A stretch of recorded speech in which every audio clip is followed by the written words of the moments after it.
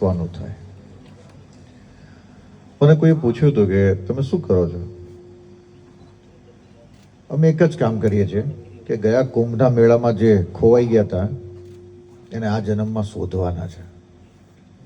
કારણ કે આજથી 40 વર્ષના પહેલાંના આપણે પિક્ચર જોઈએ ને એમાં કુંભના મેળામાં ખોવાઈ ગયા હોય બે જોડિયા બાળકો, અને પછી પાછા મળે અને પિક્ચરની શરૂઆત થાય.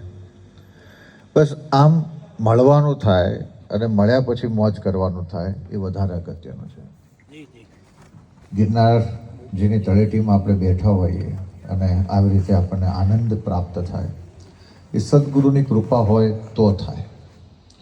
બાપુ હંમેશા હું એક વ્યાખ્યા આપું છું, ઓળખાણ આપું છું કે તમે કૈલાસ માનસરોવરની યાત્રા માટે જાઓ તો ઘોડો કરવો પડે, સાથે ઘોડાવાળો પણ હોય. 3 જીવ યાત્રા ઉપર નીકળે કૈલાસની, જેમાં આપણે પણ હોઈએ, ઘોડાવાળો પણ હોય અને ઘોડો હોય. પણ આ 3માં હવે છે ક્રિયા, કાર્ય અને કર્મ. ઘોડો ક્રિયા કરે, એને કૈલાસ હોય કે બીજું કંઈ હોય, 4 ધામ હોય એને કોઈ ફેર નહીં પડે, કેદારનાથ હોય કે કૈલાસ હોય, ઘોડો ક્રિયા કરશે.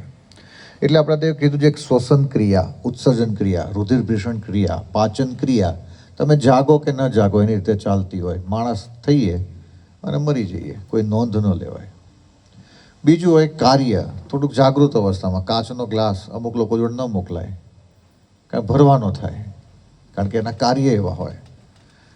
અને એક હોય કર્મ, જ્યારે તમારા પુણ્ય સંચિત થાય ત્યારે તમે કર્મ કરવા માટે તમે આ જગ્યાને બેસવાને લાયક બનો. પાછળ જ ગિરનારી મહારાજ છે, ડોલીવાળા દિવસમાં 2 વખત કદાચ જતા હશે,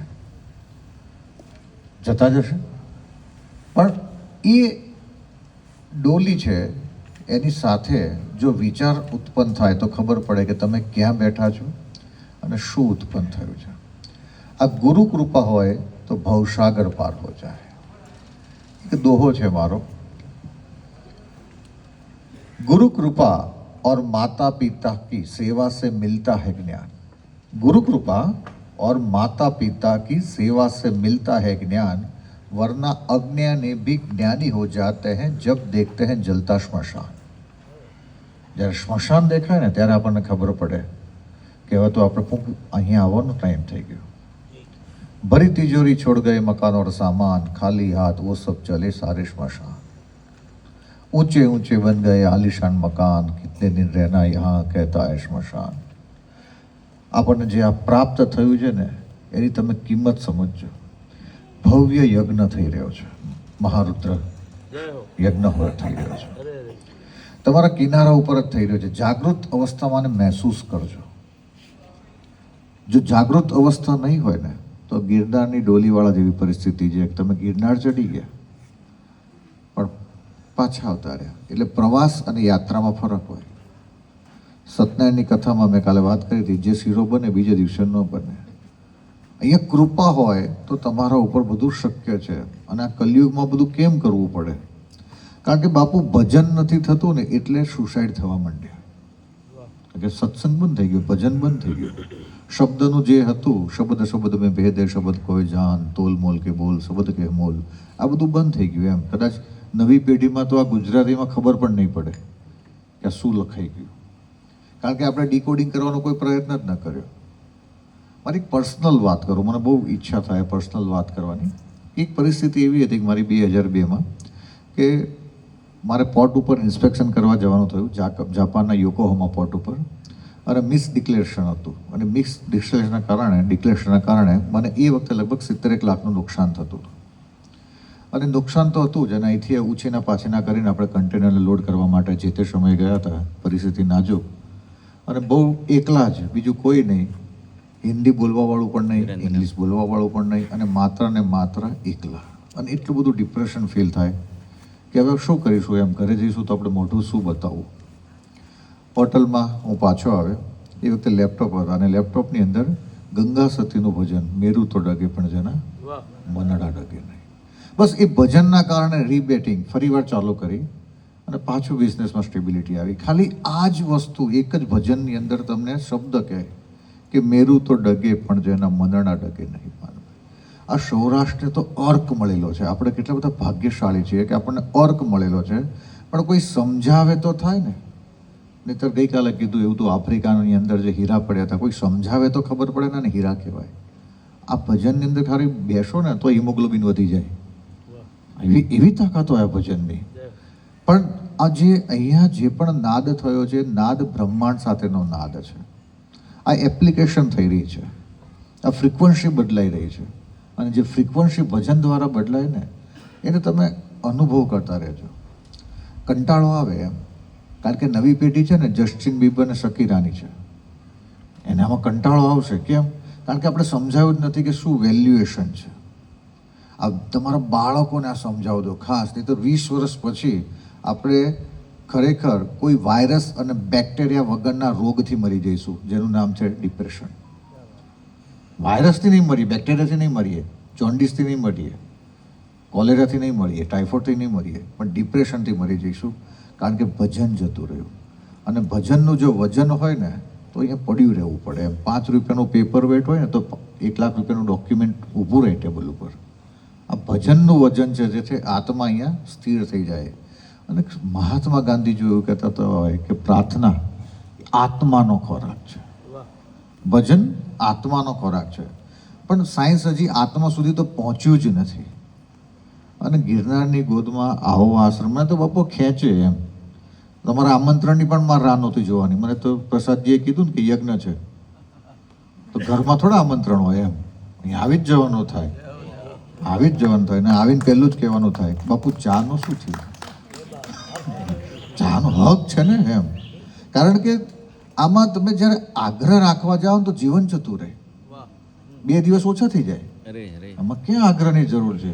હવે તો કોઈ સન્માનની પણ જરૂર નથી, માનની પણ જરૂર નથી, અપમાનની પણ જરૂર નથી. જે છે તરવા દો, ફ્લોટિંગ નોર્મલ ચલવા દો એમ. એક સ્ટેજ પછી તો ખબર પણ ન પડવી જોઈએ કે કોણે શું કીધું, કેટલા ભજનનું કીધું. આ બધું અહીંયા શીખવાડે. અને જેણે જેણે ભજન લખ્યા છે ને એ બધા હાઈ સ્ટેજ ઉપર હતા એના જમાનામાં, અર્ક આપ્યો. પણ ડીકોડિંગ કરવાવાળા સંતો હોય ને, આવા ગુરુજી હોય તો ખબર પડે ડીકોડિંગ. ને ડૉક્ટરે લખેલી દવાઈ છે ને આપણે વાંચી નથી શકતા, આપણે ક્યાં જવું પડે? મેડિકલ સ્ટોરમાં જવું પડે. અને મેડિકલ સ્ટોરવાળાને બીમારી હોય તો પાછો ક્યાં જાય? એને ત્યાં દવા તો પડી જ છે, પણ એને ક્યાં, એને પેટમાં દુખતું હોય તો એને ક્યાં જવું પડે? બહુ સરસ હું સમજાવું, ગુરુ મહિમા. આ નવી પેઢી છે ને બહુ સરસ રીતે સમજી જાય કે તમને પેટમાં દુખે, તમારો મિત્ર મેડિકલ સ્ટોરવાળા છે એના ત્યાં તમે જઈને કહો મને બહુ પેટમાં દુખે છે, તો એ કે ના તું ડૉક્ટરને બતાય, મારે સીધી દવા ન અપાય. આપણે ડૉક્ટરના ત્યાં જઈએ.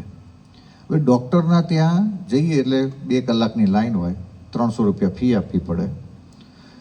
અને દરેક ડૉક્ટરને ત્યાં રિસેપ્શનિસ્ટ ઉપર એવી વ્યક્તિ બેઠી હોય એને એવું લાગે કે મેં જ ડૉક્ટરને ભણાવ્યો છે, એ તમારી જોડે એવું વર્તન કરે. આપણે પૂછીએ કેમ આવ્યા છો એમ. હમણાં હું મારા માડીને લઈને છે ને આંખના ડૉક્ટરને બતાવવા ગયા હતા. ડૉક્ટર અમારા મિત્ર, મને પૂછ્યું શું થાય છે, કેમ આવ્યા? એ તો મારા માડીને કાંકડા વધી ગયા છે એટલે આવ્યા. એ કે પણ આ ડૉક્ટર તો આંખના છે. તો પછી તારા ડૉક્ટર આંખના હોય તો અમે શેના માટે આવ્યા હોઈએ? આંખ બતાવવા જ આવ્યા હોય ને એમ, કાંકડા તો નહીં જોવે. તો તું ખાલી નામ કાઢ ને એમ, બીજું કેમ વિચારવાની જરૂર છે? બસ આ પૂજારીમાં ભગવાનને મળવા જઈએ તો આગળ પૂજારી આવા હોય, પૂછે કેમ આવ્યા છો? બસ પછી ડૉક્ટરને ત્યાં બેસીએ, 3 કલાકની લાઈન હોય, 300 રૂપિયા આપવા પડે. ડૉક્ટર 2 રૂપિયાના કાગળ ઉપર 1 રૂપિયાની પેનથી કંઈક લખી દે. એ લઈને આપણે મેડિકલ સ્ટોર ઉપર જઈએ અને મેડિકલ સ્ટોર આપણને 3 નંબરના ખાનામાંથી 4-5 ગોળીઓ કાઢીને આપે અને કે લે 70 રૂપિયા આપવાના તમારે. આપણે કે ભલા માણસ, તારા જોડે ગોળી પડી જતી તો 3 કલાકને મારા 300 રૂપિયા શું કામ બગાડાયા? પણ મેડિકલ સ્ટોરવાળો કહે ના, દવા ભલે પડી હતી પણ કોણ કહે તો મારે આપવી પડે? ડૉક્ટર.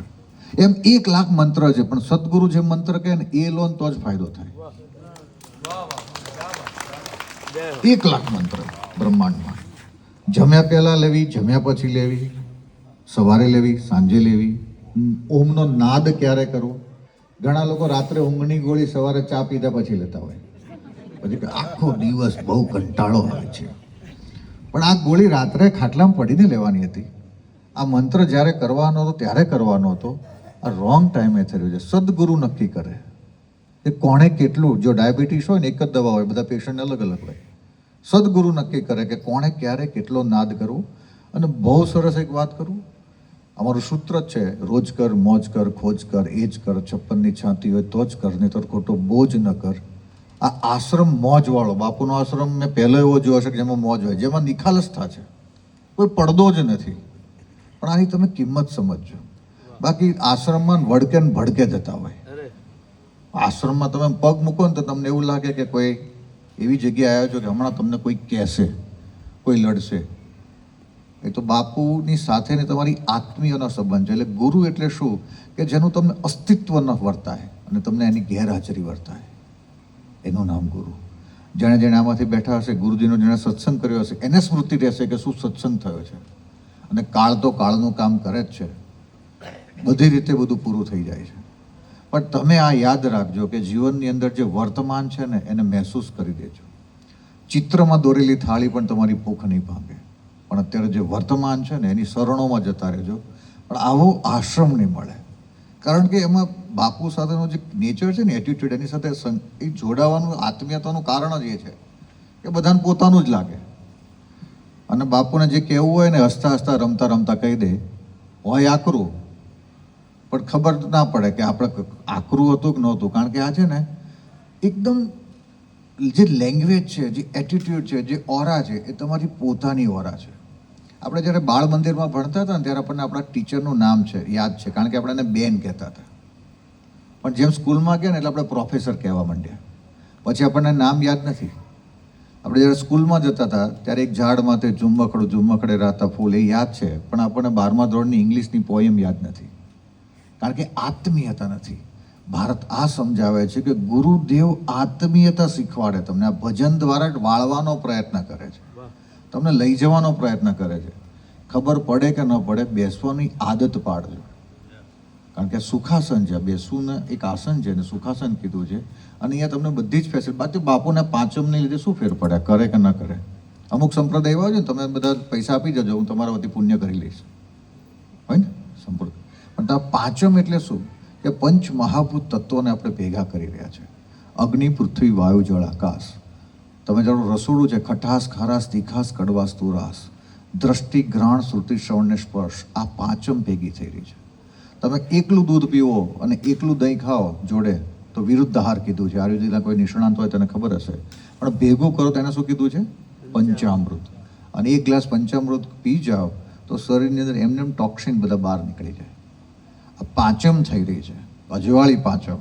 અને પાંચમમાં કદાચ પંચમ તત્વ તમને સ્વીકારી તો લે. બસ આ જ આપણે કરી રહ્યા છે. પણ ઘણીવાર કેવું હોય, બહારથી કોક આવે ને તો ખબર પડે કે જાક મચ્છંદર ગોરખ આયા. જાક મચ્છંદર હવે બહુ સમય થયો. અને કેટલી બધી કૃપા છે તમારા ઉપર કે તમે અહીંયા આ બધું સ્વીકારીને બેસી રહ્યા છો. તમે તમારા બાળકો સાથે આવી રહ્યા છો. મને જોઈને એટલો બધો આનંદ થયો યજ્ઞમાં કે 21 કપલ, યુગલ, દંપતી યજ્ઞમાં બેસી રહ્યા છે. ગઈકાલે એક બેન આવ્યા હતા, મને એવું કીધું હતું, કદાચ અહીંયા બેઠા હોય તો મને ખ્યાલ નથી, કે મારા હસબન્ડ નથી રહ્યા, મારે યજ્ઞ કરાય? બાપુ એવું પૂછવા આવ્યા હતા. ન કરાય.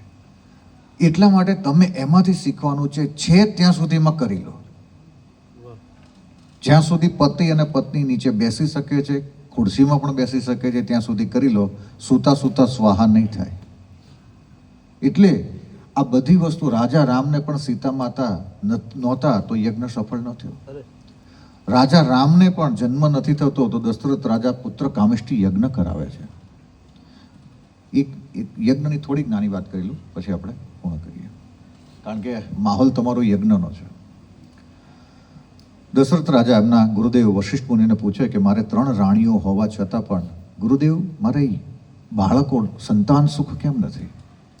ત્યારે ગુરુદેવ એમને જવાબ આપે છે કે રાજન, જ્યારે તમે સ્વર્ગમાંથી રથ લઈને આવતા હતા ત્યારે કોઈ ઋષિમુનિ ગાય દોહતા હતા, અને ગૌ દોહન થતું હોય